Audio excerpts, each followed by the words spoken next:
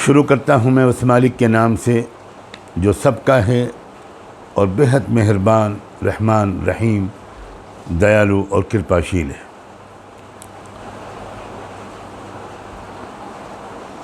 आप सब जानते हैं कि भारत सरकार ने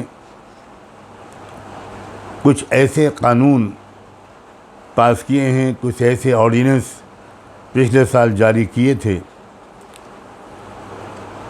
जिनसे देश के लाखों किसानों की ज़िंदगी बर्बाद हो जाएगी और वो गरीबी की सतह से भी बहुत नीचे चले जाएंगे। उनकी ज़मीनें भी उनके हाथ से चली जाएंगी।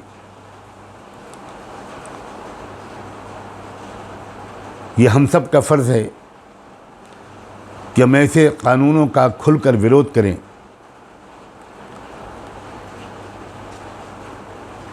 मुझे हमारे साथी जनाब राम सुरेश वर्मा, जो राष्ट्रीय अध्यक्ष हैं, कौमी सदर हैं राष्ट्रीय किसान मोर्चा के, उन्होंने मुझको बताया कि 16 अगस्त 2021 को पूरे मुल्क के 560 ज़िला हेडक्वार्टर्स में एक बहुत बड़ी रैली, जन आक्रोश और प्रदर्शन होगा। इसके ख़िलाफ़ एक एहतजाजी रैली निकाली जाएगी इन काले कानूनों के ख़िलाफ़। मैं आप सब से अपील करता हूँ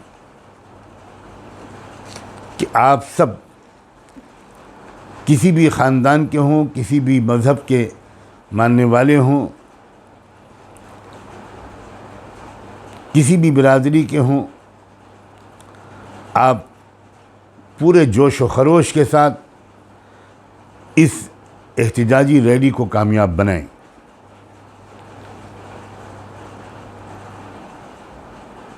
मैंने इन कानूनों का बहुत तफसील से मुताला किया है और मैं पूरे यकीन के साथ कह सकता हूँ कि इन कानूनों के नतीजे में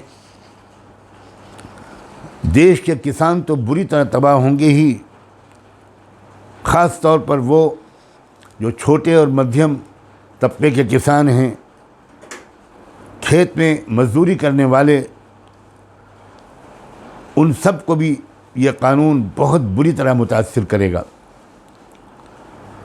और एक तरह से हमारा पूरा एग्रीकल्चर सेक्टर ये कॉर्पोरेट सेक्टर के हाथ में बेच दिया जाएगा। देश को पूंजीपतियों के हाथ में जिस तरह बेचा जा रहा है, हम सब का ये फ़र्ज़ है कि हम इसका हर लोकतांत्रिक तरीक़े से इसकी पुरज़ोर मुखालफत करें। यह हमारा जमहूरी हक़ भी है और ये हमारा फ़र्ज़ भी है। आप ख़ुद किसान हों या अगर आप ख़ुद किसान नहीं होंगे तो यकीनन आपके बाप दादा किसान रहे होंगे, आपके रिश्तेदारों में अभी भी बहुत से लोग खेती से जुड़े हुए होंगे, और ये सब नहीं भी है तब भी यह हमारा इंसानी फ़र्ज़ है कि हम अपने किसान भाइयों के मफादात के तहफ़्फ़ुज़ के लिए उनके अधिकारों की लड़ाई में उनके साथ शाना बशाना शरीक हों।